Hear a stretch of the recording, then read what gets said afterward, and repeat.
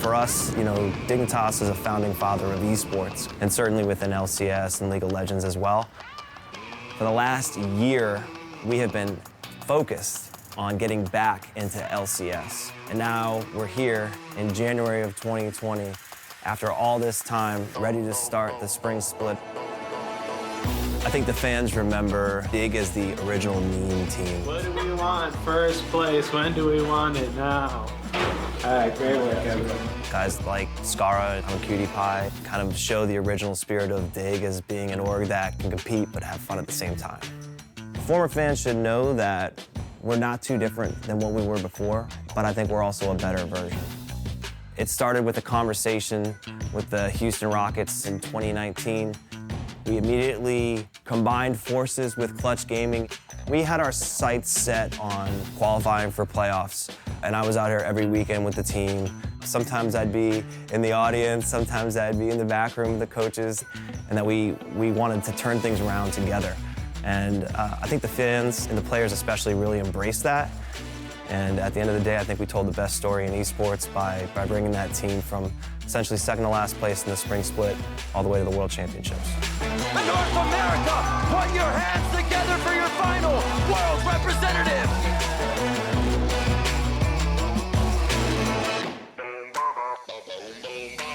We run a team unlike any other org in LCS. We look at Dig and we run it like a real family type atmosphere, right? So we're all in this together. And so later today, we're all gonna head up to the bowling alley and eat some chicken wings and see who's got the bowling skills. Saw it, right? Team building's a big deal for us at Dig, right? Of course, we want to sit there and grind and put in as many hours as possible. But at the end of the day, we like to work hard and we like to have fun. All you guys here, if you have glasses, raise them. If not, you can just raise your fists. But I'm really thankful for all you guys coming out tonight. I think this is the start of what's going to be an amazing 2020 season for us. I think just know that together, we can accomplish anything, right? Starts here, right now. Everybody bring it in. Cheers, everybody. Let's go.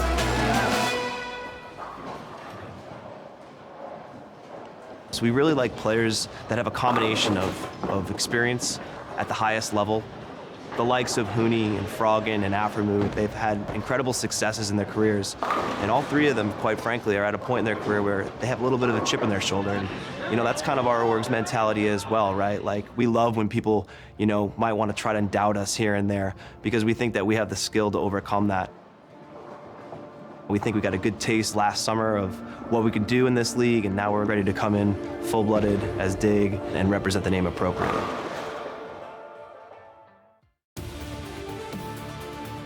Hello and welcome back here for Game 2, where Counter Logic Gaming will face off against that all-new Dignitas you just saw. Let's go ahead and take a look at the Dig lineup.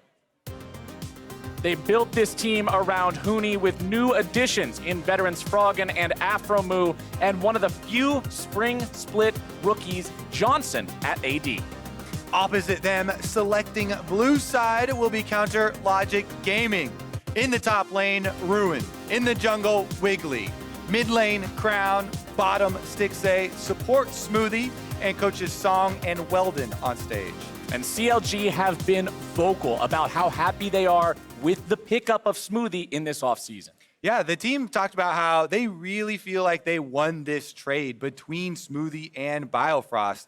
I mean, he is really lauded for his communication. Some of the other teams have talked about Smoothie talks too much for them in comms, but that's something that CLG were really looking for. You know, someone to actually take that mantle on themselves, and I feel like they have found that in Smoothie. So he's going to join the longest standing member of CLG, Stixxay, in that bottom lane to try and round it out for the team. And we've seen both of these guys have pop-off performances before, so together it could be very exciting. And the other big pickup for them is former world champion Crown, who replaces Power of Evil as the starting mid lane. I think Crown has a lot of fans. He performed extremely well just individually. Every game that he has been in the LCS, so people are really excited to see what he can do on this team. He's also happy to have Coach Song. They talked about him really wanting a coach that he can work closely with.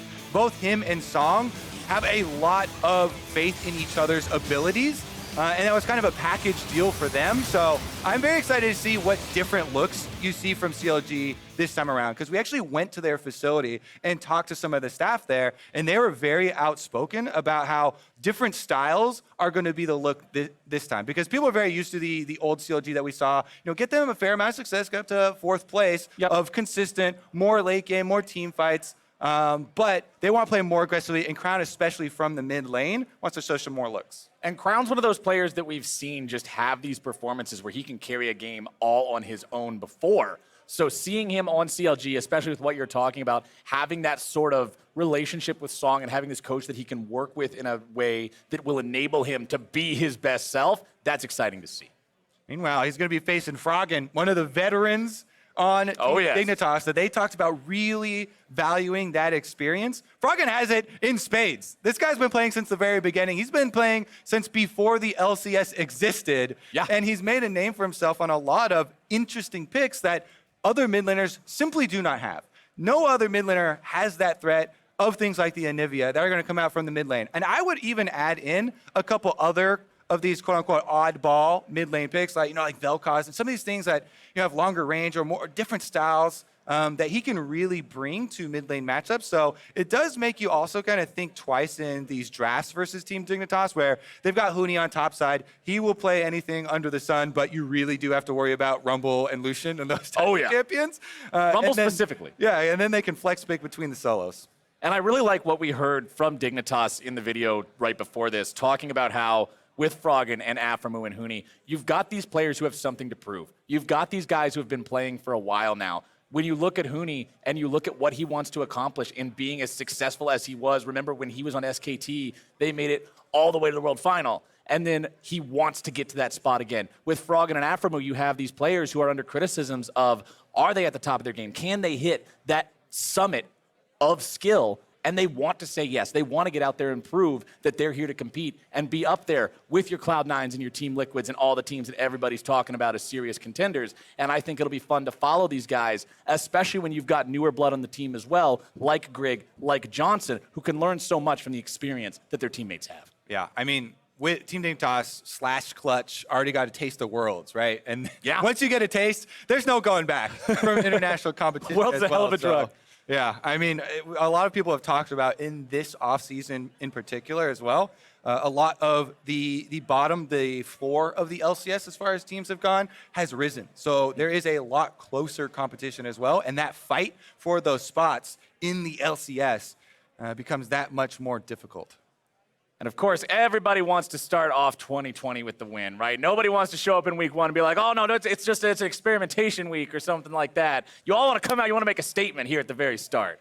Or you could look at it, I'll set the bar very low. Oh, come on. All right, I'm going to set the bar really low. Then as long as I don't trip over it, I'll look good. No, we want to set the bar so high, you got to slam dunk that sucker. And now we're going to see who's dunking who. CLG versus Dig. Let's get into Champ Select. It's Irelia and Akali both banned away again, along with Qiyana not touching the Rift. Yeah, no surprise there. I mean, it's pretty funny now, too, that two of the most talked about champions for solo laners in the current LCS Scrim meta are Qiyana and Rumble. Two of the champions that Dignitas / Clutch Gaming made their name on last year, combining for huge victories. And we're seeing some of them banned out here. The Rumble actually will get let through from the side of CLG. It could be first picked away from them, but that has been one that's very popular for all teams right now because it's such a good flex pick. It's been used as a mid laner very heavily in the LPL as well as top laner.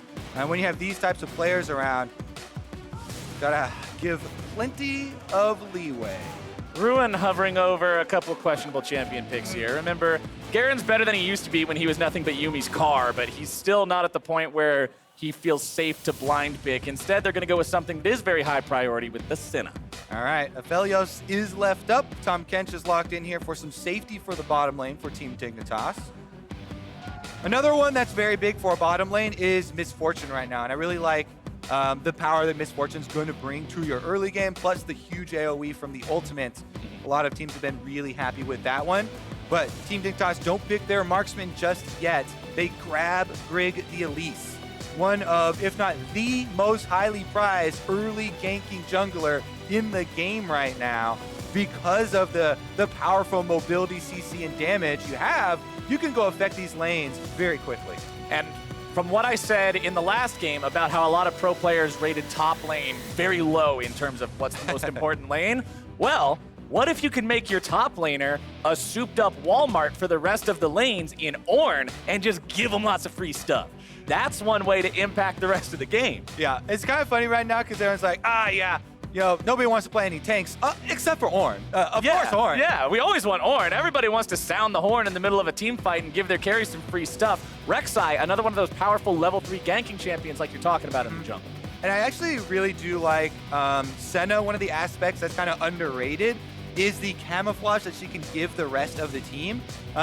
Moving up, when you have people camouflaged inside, you're able to get these long-range engages. And Ornn has one of the longest range engages in the game. So you can move the entire team up, get a lot of surprise team attacks in, try and make use of that towards the mid and later stages. Meanwhile, there's an early game stage lock in here. Oh, baby. Renekton is lane dominant right now, and probably the best pairing with Elise. Your stun makes it so easy to land Cocoon, and you can kill pretty much any champion in the game at level 3. If you have Renekton stun into Elise Cocoon, there's enough damage behind that. Plus, if that doesn't work, you can tower dive or tower dive their buddy and reset aggro. I mean, this is what happens when you see your opponents lock in something that's going to scale crazy like Ornn does. You either say, all right, I guess we're playing a scaling game, or you pick something to beat them up with. And Renekton is the definition of a beat 'em up champion. Second phase of the ban's kicking off now. LeBlanc and Kennen banned out by Dignitas. As CLG says, you know what? 5 guns is 4 too many. Get a Felios at him. And I expect probably a misfortune to follow her way there. If it was a misfortune, then what, maybe Caitlyn is kind of close up there as far as the power. Varus is a very strong laning support as well, or laning marksman as well. I'm going to take him out of the hands of Johnsun. Well, Johnson's going with the Ashe. Okay. Also strong. I was talking to Zale about this earlier, though, also, and he was really feeling the mana nerfs that Ashe got a while ago as far as spamming out the volley in lane. Still, I think, extremely good, but you have to be a little bit more conscious about your mana pool and managing that. Ashe still brings, of course, the ultimate, the iconic arrow that's going to get you engages, and you can use that towards the mid stages of the game to really push it forward. Cassiopeia locked in here for the mid lane for Crown. We'll see how well that one works out. Isn't a mobile mid laner, so it could be vulnerable to those Elise ganks, to those Ashe arrows, to the engaged potential coming out from the side of Team Dignitas here. Oh yeah, I would not be surprised if Crown takes cleanse on this Cassiopeia. There's an Elise in the jungle, there's an Ashe in bottom lane that might be firing arrows at you at any time. Without even seeing the mid lane matchup, there's a possibility that he does take the summoner spell. Leona locked in for CLG. This is a very powerful engaged support right now, especially onto an immobile AD carry. That can hurt if Kench is not ready. And I was talking about the engaged, with Senna plus Ornn, and these long range CCs. And Leona has another one of the longest range RCCs in the game with her ultimate. This CLG composition here can definitely find some picks. And we've got Viktor there in the mid lane for Froggen. He's saying, all right, you're playing Cassiopeia. You're playing something that can zone people away, that has a lot of high damage potential. I will answer that call. And I always do like the added factor that he's playing against Crown. His most iconic champion still to this day for me is the Viktor because of his dominance with it in previous years. But Froggen going to be able to use that range, that wave clear. Very nice lane into Cassiopeia. Doesn't have to worry about some of the things that everyone else does have to worry about. Plus, the gravity field is kind of hard to do on your own, but if you have a jungler that has CC, or a jungler that can even slow them down with something like Chilling Smite, that goes a long way in actually making the gravity field much more threatening than most mid laners are able to walk their way out of it if you don't have supporting tools. My favorite thing about this draft is the number of engaged tools on both sides. Everybody except for Cassiopeia can engage on the side of CLG. Renekton, Elise, Ashe can all get things rolling on the side of Dignitas. That's exciting for me, because that means whenever either one of these teams smells some blood in the water, they can chomp at it. Definitely going to be throwing some punches here. If you want to fight, you should be able to get it in this game. That's exactly the kind of League of Legends I like watching, especially with both of these junglers on those powerful level 3 gankers. I want to see some contests for some crabs. I want to see some lane priority taken over. With that Renekton in particular in the top side, you expect that to be owned by Dignitas. All right, and checking the summoner spell, since his matchup in the Viktor doesn't necessitate a cleanse, Crown has not taken it here, so mid lane is a possible target for Elise. You always want to look at Elise Renekton. Sometimes that will be the super obvious ones, and teams will play around that. Yeah. It's nice to have more options here for Grig. There's been a lot of talk. There's been a lot of talk. Also, speaking of Grig, about his time on TSM, he had that switch so often with Acadian in the jungle. And they talked about how he performed so much better in scrims than he did on stage. Never was able to find it. Now with his starting spot on Team Dignitas with Elise here in the first game, you got to think that he wants to make a big play early. And as we're waiting for the minions to spawn and the action to start, Ovely is standing by with a sideline report with ThinkCard. Take it away. Thank you, Captain Flowers. I'm here with ThinkCard. No, I'm here with ThinkCard. This is Riv. Dignitas now coming back into the season, built around Huni. This team looks absolutely awesome. I have to ask you, though, starting off, how do you feel like the champion select went? It went pretty much as expected. I don't think they threw any curveballs at us, and we got pretty much the champions that we wanted. So it comes down to execution at this point. Very cool. And then looking at the members on this squad, ThinkCard, Huni, Froggen, aphromoo, so many big, happy, smiling personalities. What's the camaraderie like on this team for everybody just around the house and every day? Honestly, everyone's getting along really well. Everyone's joking at each other, teasing each other. So I'm really happy with everyone coming together, and we have a lot of try-hard people on the team. So work ethic is definitely not an issue. And final question as we start getting some action here. Johnson's now on this team, like I said, amongst all of those big mentalities and play styles. How's he fitting in with the team? He's fitting in nicely. Like I said, he's joking. He's making fun of Huni sometimes. So he's definitely finding his place. Awesome. Very cool. ThinkCard, thank you very much. Back to you guys.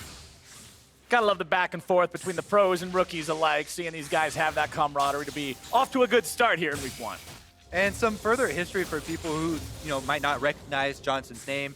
He did play a little bit in Academy with TSM Academy for a while. He did lose the few games that he played with them. But I also reached out to Peter Zhang, his former TSM Academy coach, to ask how he thought he was going to do on the big stage. Because, of course, you're always worried about new players on a big LCS stage like that. Will they get nerves? Will they be able to perform on stage?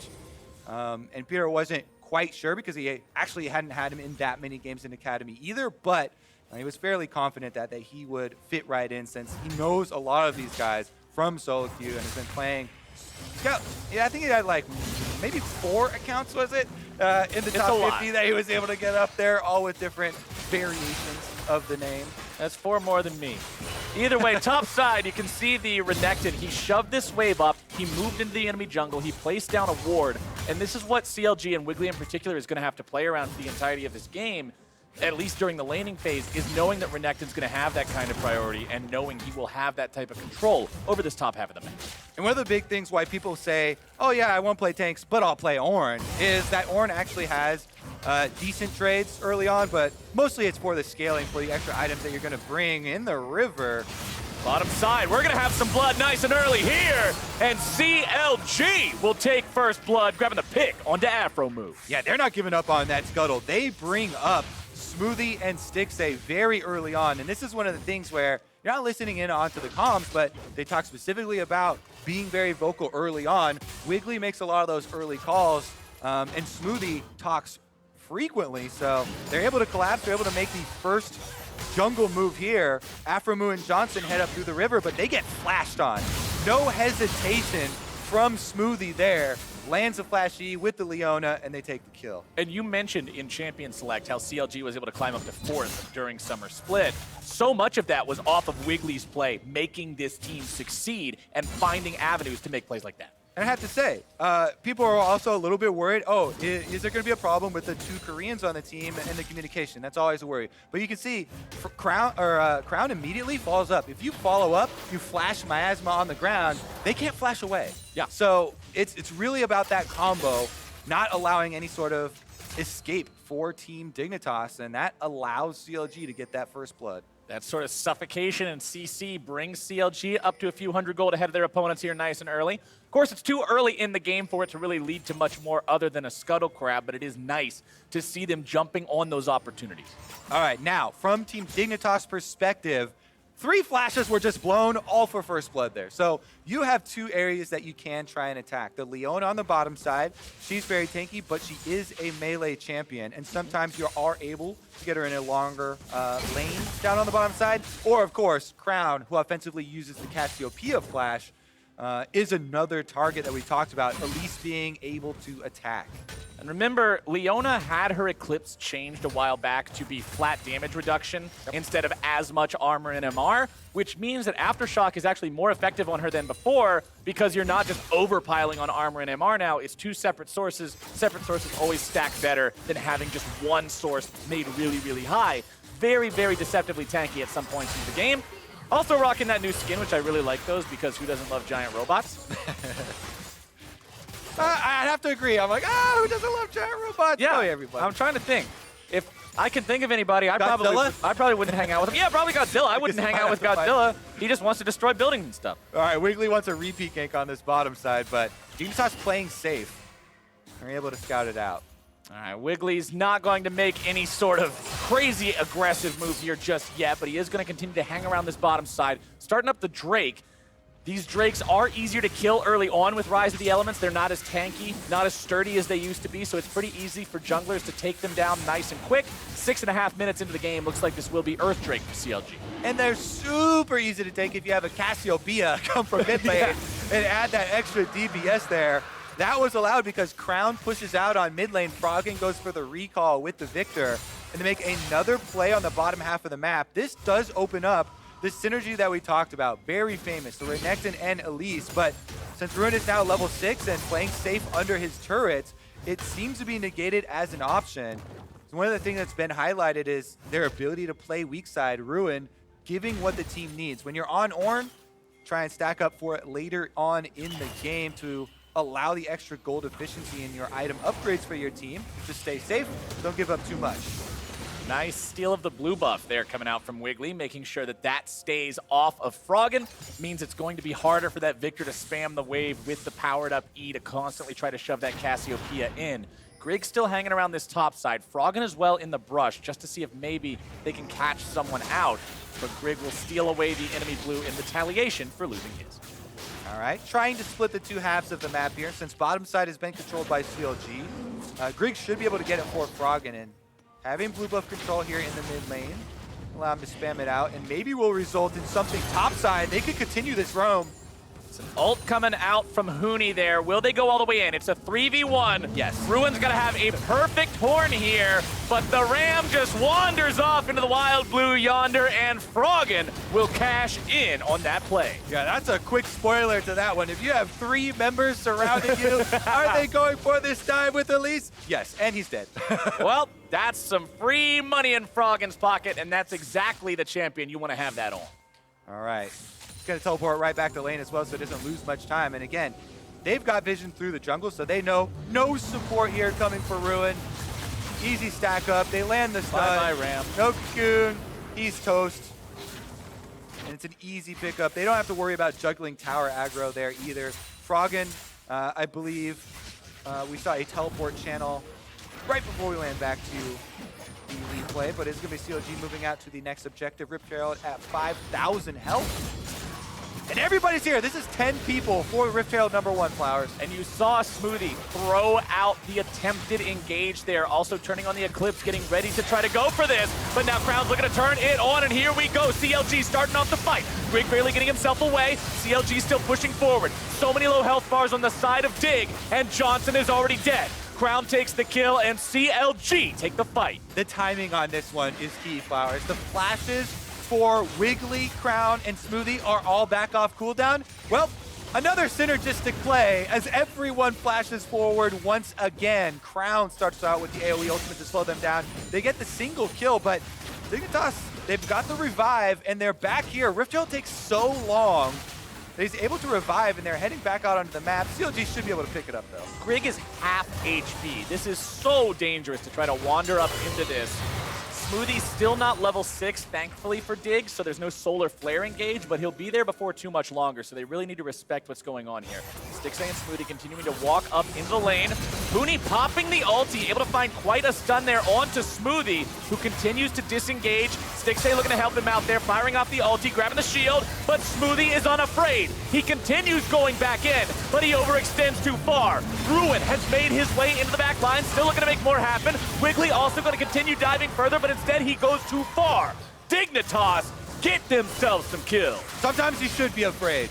2 kills now gone over for CLG as they try and turn that one around, but they sustain too much damage too early on. I don't think they expected the 4th member of Dignitas to be there, and that is Dig striking back, punishing the offensively blown flashes from CLG. They know that while Smoothie just was able to get that kill for CLG by offensively going forward and starting to engage, he's got nothing to get him out on the receiving end here. So the stun goes up, and since CLG make the call with the teleport to turn this around, they actually go for the kill onto Grig, but it is a deep Elise and there's no damage to follow up. So Grig goes into the rappel, turns it around, gets the execute onto Wiggily, and that is 2 back in the pockets for Team Dignitas. CLG thought they were the bamboozlers, but instead just got bamboozled themselves by the extra man from Dig, and that means Dig now sit at almost 1,000 gold ahead of their opponents. Stixxay and Smoothie now sitting up here in this top side. Smoothie with that ultimate ready on the Leona. You've got to respect that if you're Dignitas.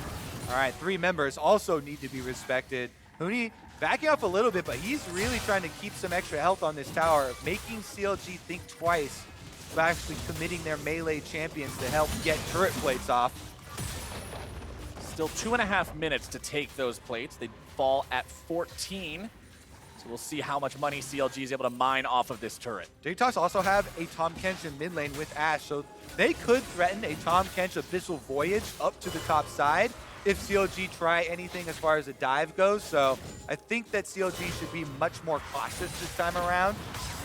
And the answers are definitely there from Dig. So many things you have to keep in mind playing against the Tahm Kench. You've got to respect the in-fight devours, the out-of-fight voyages. The champion just requires a lot of attention to be paid at all times. Yeah. I will say, at least for the level 1 ultimate, the range is a lot shorter than it used to be when a champion first came out. So you get a little bit of time to react as soon as you see the Tahm Kench leave mid lane. And you're like, hey, it's probably going to be about halfway up the river until the attack comes through. Infernal Drake's the next target, though, and Dig are in position first. You can see on the mini-map, though, bottom side, they've got Wiggily and Ruin in a brush, waiting for someone to come to lane, but there's an objective up there already. Nobody's going to lane. Not much longer. That objective is taken, and the Cloud wins quicken. That means we're going to see extra movement speed zones around the red and blue buffs on both sides of the map. Setting up for a play that's not going to happen down in that bottom lane by Yeah. Flowers. Yeah, well, can't win them all. Their hearts are in the right place. Their champions just weren't. All right. Dig pretty happy to get that Infernal Drake for themselves and even it out. And honestly, even though CLG do have one of the rare tanks, 2 of the rare tanks actually, this is probably one of the most effective use of Mountain Drake that I've seen in a long time. A lot of compositions nowadays don't have that many champions that are building full defenses, but CLG might get a decent amount out of those percentage buffs. Meanwhile, pretty much everybody happy to have Infernal. Finally are able to get some money out of that Rift Herald for themselves as well, and CLG draw a bit closer in that gold exchange. Yep, a nice use of Shelly, just shy of taking down that tier 1, and like you said in the first game, close but no cigar doesn't cut it. The first gold bonus, the first turret bonus, excuse me, of gold, still up and on the table for either side. Froggen and Crown getting into a bit of a scuffle here in the top lane as Froggen expends the ultimate. Crown not having to use anything out of his arsenal, still waiting in that brush. Might try to slither around the alcoves, make some sort of a sneaky play. Froggen's calling for the team. Look at that mini-map right now. Oh, they're ready. 4 people moving up. Crown's trying to play around here defensively in the brush, but if you have 4 people from Dig heading to the top side, that's going to be rough getting out of that one. Oh, they have to have seen that the volley hit something there. Yeah, he knows he's got the extra attack speed. All right. Find the snake. Can the snake slither away, or is he going to get turned into a nice pair of boots? He goes for the petrifying gaze, but he can't stare nobody down like that. That's another kill going over to Froggen. All right, CLG, now knowing that 4 members are top, since Crown can account for all of them, trying to push down mid lane, but they get collapsed on with a teleport. Huni just has to walk away here. CLG's got too many people around, and Dignitas will grab themselves that turret up there in the top side. The gold still within 1,000 here. Both these teams, although they've found plays back and forth a bit, have stayed within striking distance of one another. Yep, definitely have done that. In the opposing sides of this map, turrets traded for bottom and top side, and we'll see if they can get a rotation out here because there's a fight in the river already. Huni starting off with the ultimate, but a nice 2-man knockup comes through from Ruin. CLG looking to engage this one. That gator is huge, but unfortunately he's also pretty slow. Dig will not find the play they're looking for, and CLG walk away. Costly in cooldowns for CLG there. 2 flashes on their frontline members, plus the Ornn ultimate used here for CLG, so let's see if Dignitas can actually answer back. I really, maybe we'll see the timing on the Ashe arrow. Once Johnsun CD comes back up, that thing's very, very close to coming off cooldown, and generally you'll see some of these control wards like you see on screen in really good spots to set up Ashe arrows from. If you shoot your Ashe arrow from out of vision, where you know you have true sight, makes it a lot easier to land those picks, and then your team can collapse on them. If they set someone up with that, Elise and Tahm Kench can get there quickly. And we have seen a lot of Dig's plays this game come from counterattacking CLG after CLG makes the move first and expends those flashes.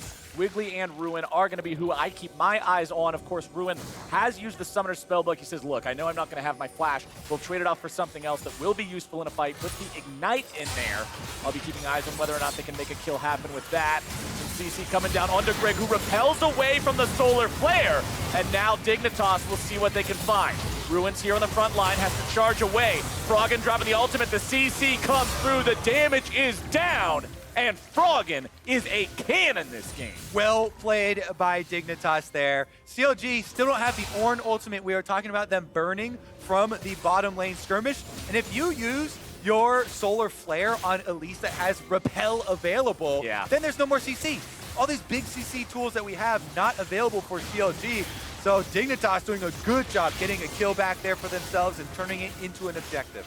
And you can see Huni trying to come around there on the sides. Maybe a flank is available. Wiggily, however, has the Tremor sense to see that somebody was over the wall. That means CLG can immediately fall back, not put themselves in a bad spot for this. But Dignitas have built themselves a bigger, better lead now. They've got a Rift Herald ready to go here, locked and loaded on Grig to get even more gold in their pocket. See if they can get a reset, because they need multiple people to buy. Froggen goes back to base, able to get a lot more AP for himself. That might not give them time to get back to this dragon. Wiggly's already started it up. The Rift Herald will be summoned in mid lane, so they're saying, all right, CLG, if you want the Drake, it is going to cost you. And it looks like that's the play. They know they won't be able to rotate in time. All right, Rift Herald takes out mid. Trade of objectives will be complete as the tower goes down. And the Ornn ultimate's back up. Solar Flare almost off of cooldown. So they can look if there's some positioning. Shelly gets off the last charge. That's a feel-good moment because the damage that she does is very high. She also kills herself very quickly now. Yeah. As long as you get that charge off, though, you feel like you got the full value. She loses most of her HP on the first charge these days. Yeah. That second charge just feels phenomenal, especially when she's down to 400 HP or whatever that was, where a few more auto attacks would have taken her out. Dignitas happy to grab that one. Happy to be sitting 2,500 gold ahead of their opponents. They're down 1 Drake. But as we mentioned in the first game, it's not so much about being down a Drake, it's more so how close are they to Soul, and CLG still need a minimum of 2 more Drake to get that. And look at this money. Froggen, the richest man in the game. With those 3 kills on the Viktor, this is where the Dignitas damage is coming through. You talked about him bursting down the last couple of hits for that kill in the previous engagement. Viktor, with that laser, is going to be what they play around. Yes, CLG have a lot of CC, so they should be looking at him with their Ornn ult, with their Solar Flare from Leona to try and take down that big threat. Froggen with legitimately twice as much gold as Smoothie here in this game. Of course, mid laners will always have a bigger budget than support. Fair. But twice as much is still a pretty cool milestone to see, as we'll see how Dignitas continues to build this lead. working on that bottom lane tier 1 turret. That one will fall, and that is the final link in that outer turret chain here. That means more map control for the side of Dignitas. That means it's easier to push up into the CLG jungle, put these wards down, look for what you were talking about specifically with those Ashe arrows. If there's a control ward in your jungle and you get popped with an arrow, all of a sudden the goon squad's coming after you. I like what they did. They split the map trying to trade some objectives here instead of actually forcing it. See if they can have some setup, because we're approaching the 20-minute mark. Everybody's favorite time where Baron pulls some more action and some more control wards up to the top half of the map. Teleports are available on the side of CLG, so what you always recommend is them trying to get that side lane control. You can see Ruin pushing out the bottom side. Ornn's got the teleport available. Huni and Froggen for Dignitas both still have them on cooldown, so they have to worry about getting flanked, about getting engaged on while the map is split. Yep. Always got to be mindful of how many bodies are there and how many could be there in the flick of your wrist when somebody decides to use that TP. One thing that's also worth pointing out, Ruin, now level 12. Remember, that's when the Ornn items start coming online. He's got the Iceborne Gauntlet upgraded into the Frozen Fist, and that just means every level after this, it's going to be another item for either him or one of his teammates to juice them up and make that gold lead that Dignitas has earned shrink. Also, since I know this is your favorite game, yes, it's time for the stopwatch check. Stopwatch, baby! We have a team fight approaching, and CLG are loaded with possible denials for someone who gets picked. Yes, I believe this stopwatch is, in the right situation, the strongest item in the game, bar none. Completely changes the way a team fight can go, and 4 of them? I'm going to hear that noise in my dreams. What that means is that Johnsun will be aiming directly for stacking CC on Stixxay. Stixxay's got the cleanse. He's the only one without a stopwatch. So maybe they can try and burn that and see if they can get an engage. Otherwise, it does look like it might be another case where Dig just wait for the CLG move and then counterattack. You can see Dig with control over that Baron area right now. As I said last game, 21 minutes in is pretty early to try to rush it down and explode it really quickly. However, you do have to always respect your opponents having so much control over the map. If you're in a position like where CLG is right now, you don't just want to concede everything to the side of Dignitas. One ward in the Baron pit from CLG has managed to escape those Dig sensors and will continue to keep an eye on the objective. That is a very dark map for CLG.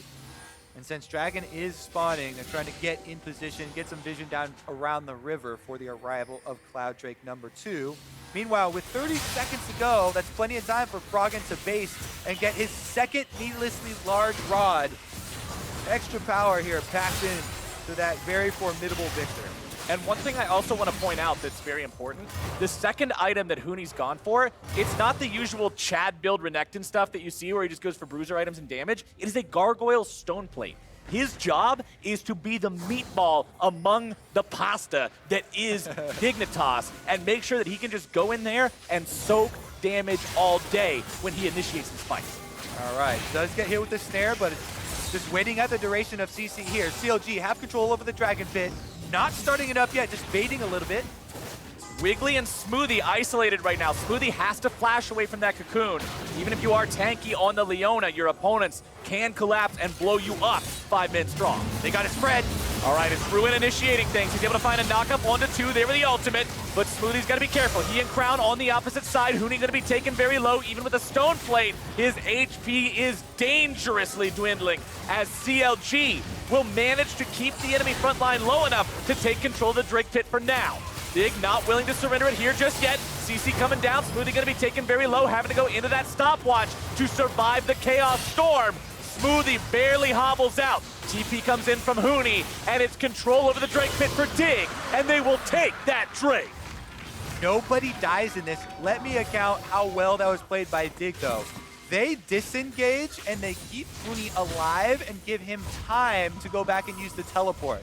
That is all about CLG using their openers with the Ornn ult, with the Leona ult, not being able to find that kill, and Dignitas not fighting afterwards. They just delay around the dragon. Since Wiggily got low inside that dragon pit, tanking it, he eventually had to exit the dragon pit.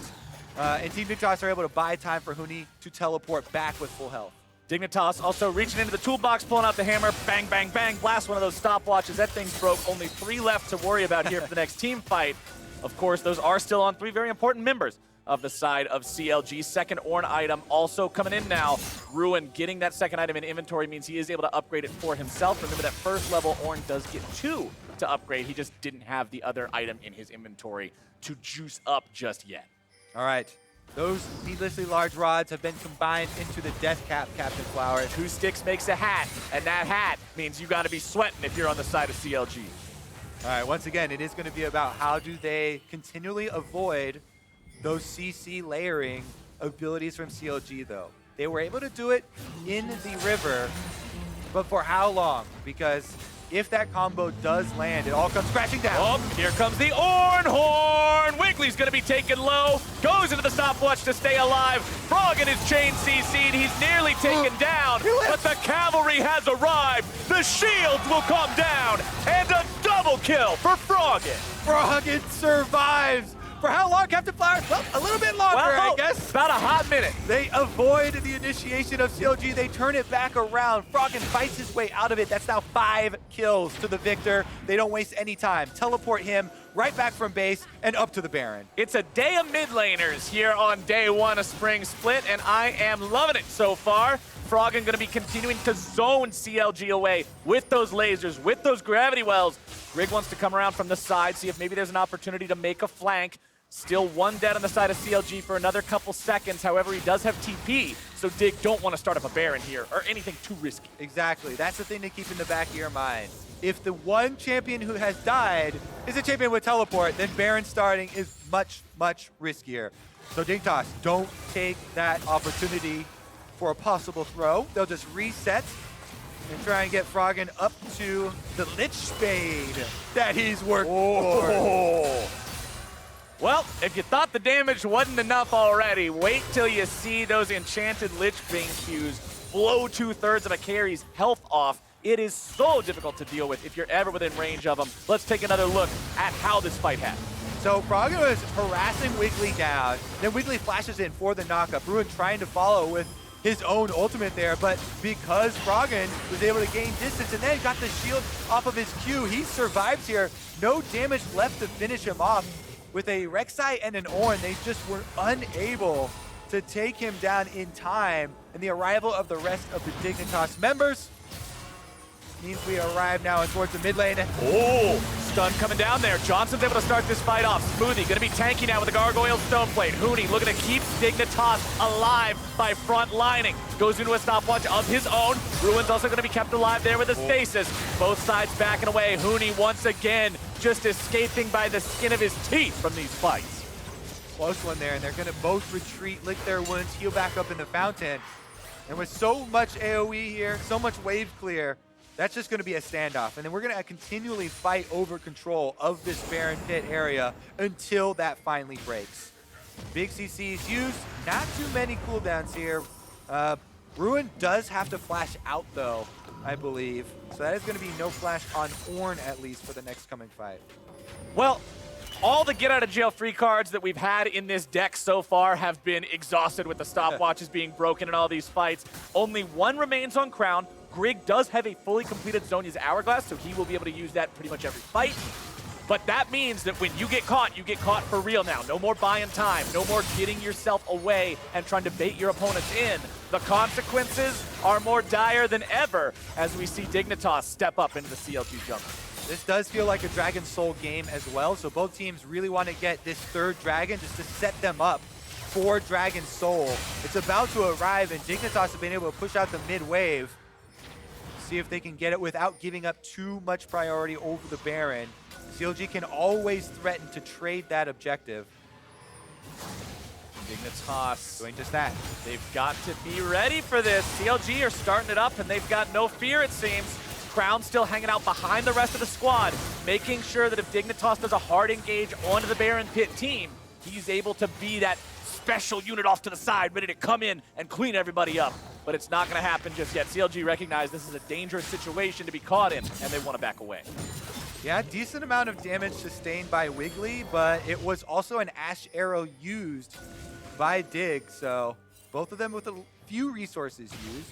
Can Huni get out of this Baron pit after taking the ward? Doesn't look like he wants to stick around to find out, because CLG are moving in on it. But I do like this. Grig soloing down the Cloud Drake. It's not particularly difficult to kill from an Elise that has the items that he does. And this will put Dig on soul points for the next Drake. It means CLG must stop them. I like that. Soul points. Yeah. Coming up here for Dig. Let's see if they're going to be able to... All they have to do until that point is just defend around the Baron. Now the pressure of a possible Baron play is actually taken off their shoulders because they have so much more priority around the dragon than CLG do.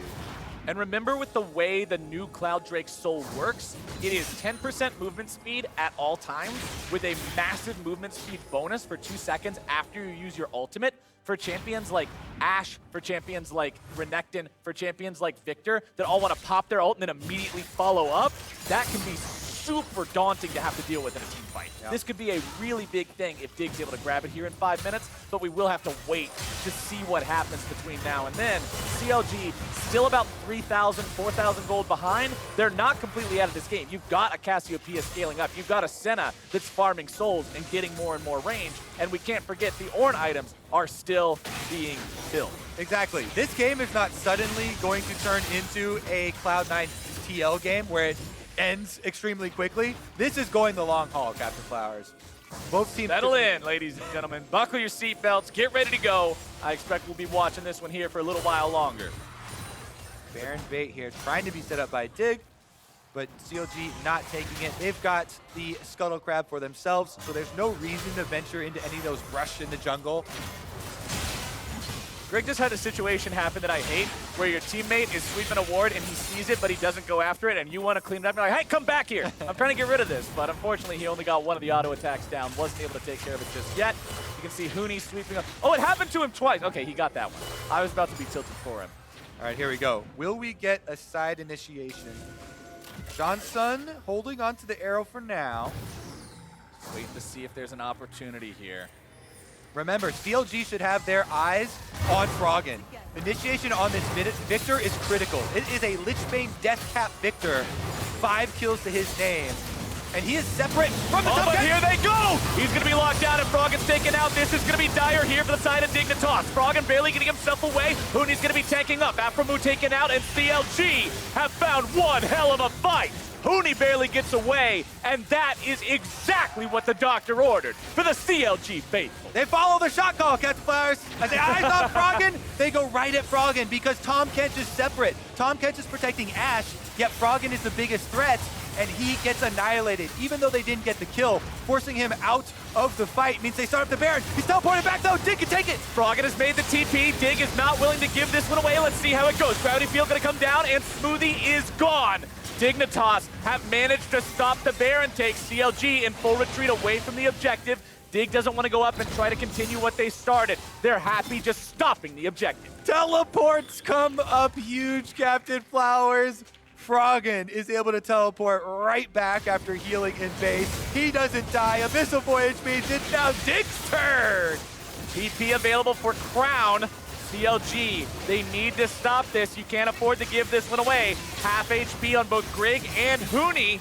We'll see if they're able to make their way into the fight. Gravity Field is going to block off the ramp. And the zone control. Game 1 was decided by zone control. And Game 2, it just decided a Baron. Froggen barely survives again. Look at this. He is sitting past the control ward, so he feels pretty safe, but he goes out.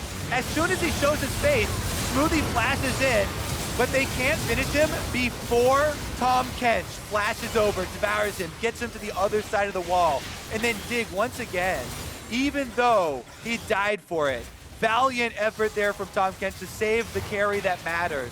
And Froggen, with teleport, gets back out into the river. With Smoothie turning around and no threat of the rest of the team behind him, that is an easy isolated kill for Dignitas. You can see Wiggily went over the back of the Baron pit. Yep. Nobody was behind Smoothie when he goes for that engage. So it is a quick turn and burn for Team Dignitas. They arrive to the scene of the crime. They take that kill, and they will take that Baron. And now, 30 seconds until they could take that soul that we were talking about before. The Cloud Drake about to spawn. Dignitas wearing purple across the roster here. They're powered up, they're ready to go. They can enchant the minion waves to be that much stronger and give them priority. CLG have to decide, is this worth fighting for, or do you yield soul? It's got to be so difficult right now. You can see Grig goes, pops the plant. He's going to get into the pit, and they're going to try and burn it down. CLG moving into the river. Huni grabbing a stun onto Smoothie. Has some damage coming down, but Huni's going to be careful now to not overextend himself just yet. Ruin firing off the ulti, only going to find the knockup onto Huni, that Gargoyle Stone Plate. Doing a good job keeping this top laner alive, keeping him healthy. Dig, going for the Drake. CLG with Wiggily over the wall, looking to potentially fight for it. Smoothie's into the back line. The redemption comes down, and Johnsun's grabbing the kill. The Drake's gonna be taken very low. It's secured by Wiggily. The soul is not gone yet. Grig chases after, but he won't find anything. Crown slithers away. Dig still in hot pursuit, trying to make something happen here. Can you catch a former world champion as he tries to slink out? The volley's not gonna hit him. Johnson's after him. Oh, here comes your Tahm Kench with the cutoff. Froggen's made his way into the fight, and Johnsun grabs the kill. I am very ready for this replay, Flowers, because I'm going to split attention of the viewers. There are two very big things going in the same time. All right, initially, you have Smoothie distracting up on this river side. He's going to go for the engage, while Wiggily looks just for the steal for CLG.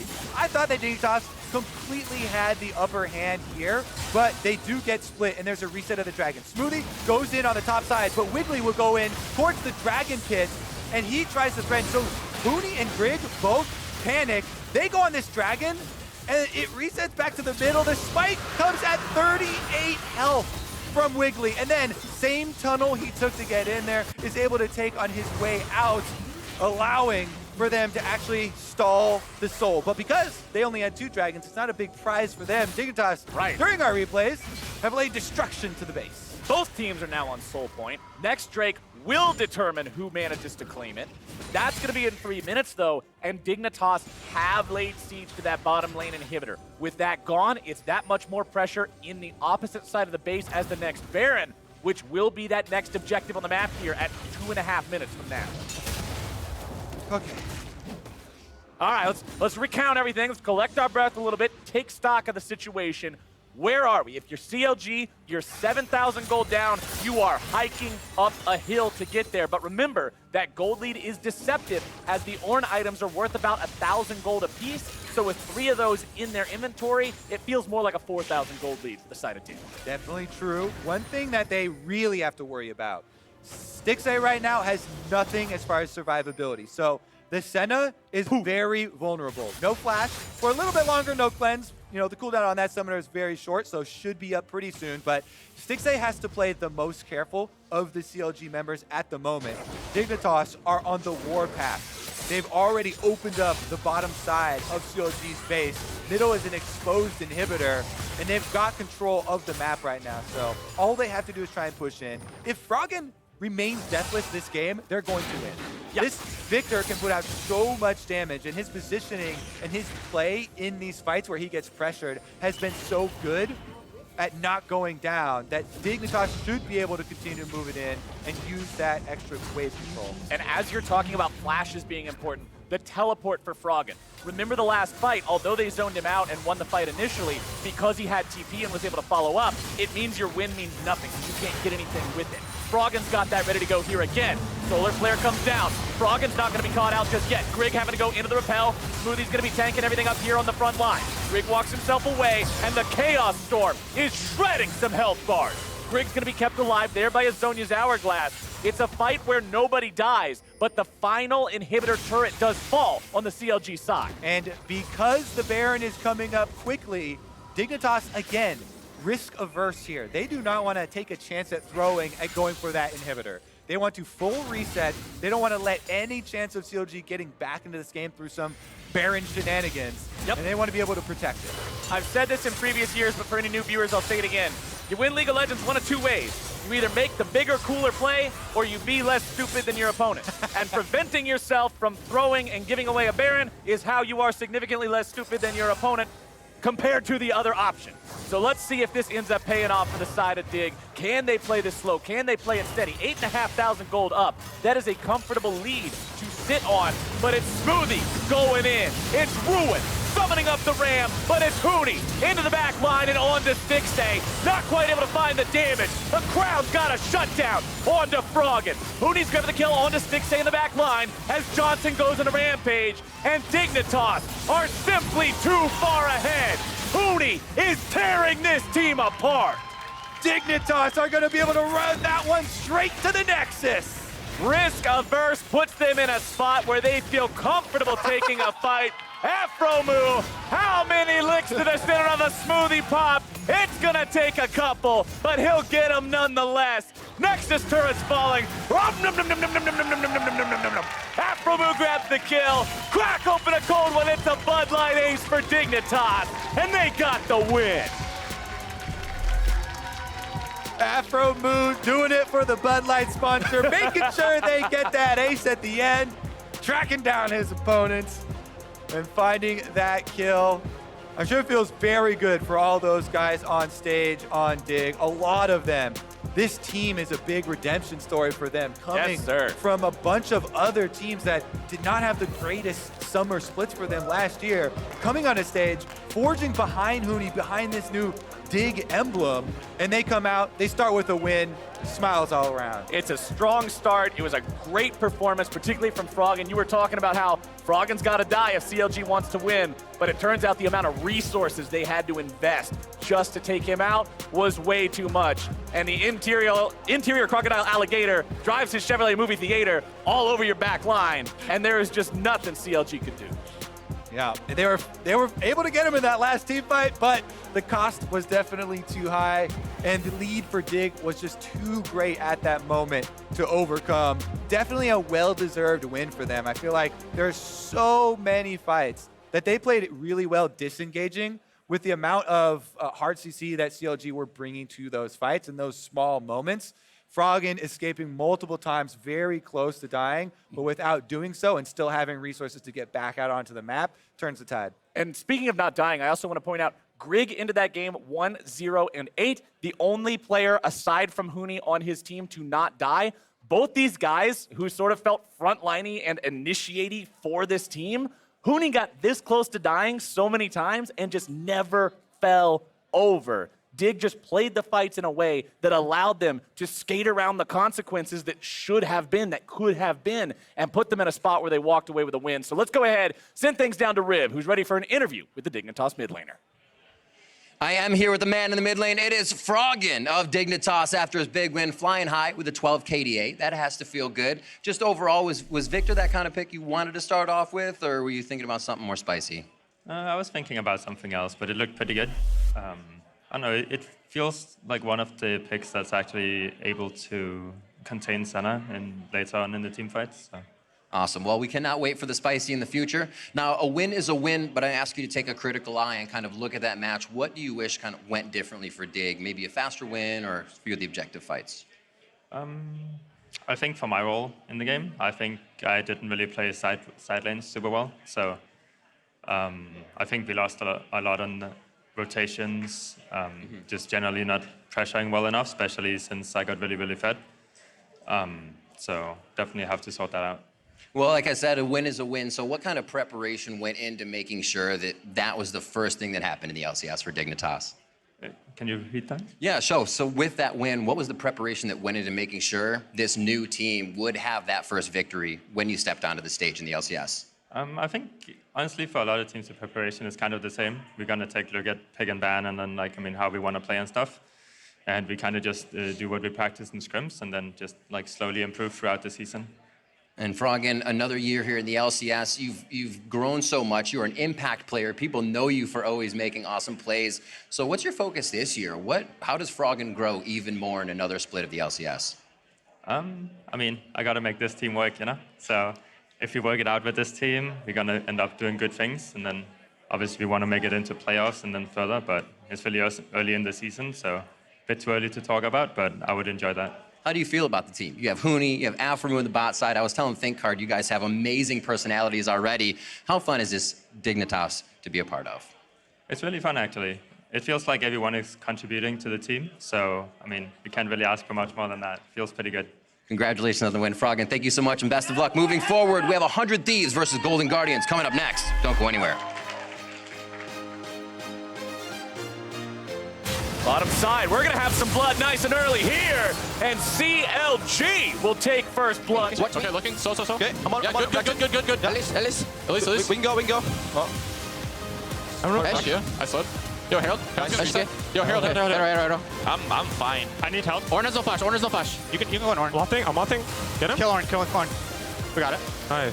Froggen is chain CC'd. He's nearly taken down, but the cavalry has arrived. The shields will come down. Viktor. I have Victor's, no flash, Tahm Kench. We're cutting back on. Yeah, Tahm. 80 flash. Tahm. We win. It's faker. Go.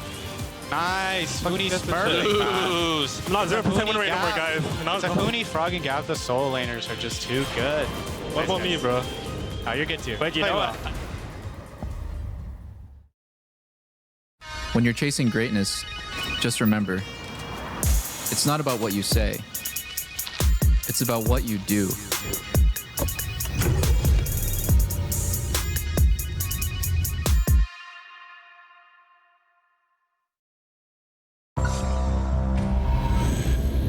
Every click, Every frame. Every press. every sound. They're playing aggressive. I'll take mid. Every advantage.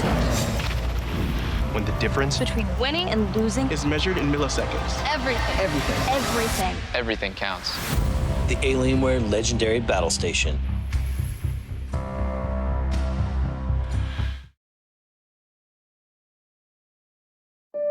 So Josh, you going for our Drive Safe and Safe discount? Yep, using the app, driving safe. You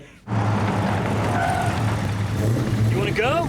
You wanna go, bro? Hey, do not mess with my discount. Woo! You can save up to 30%. Let's go! Nice to meet you. Go get him, Tiger. Sounds like you've got this. Yeah, definitely. Get a discount up to 30% with Drive Safe and Save from State Farm.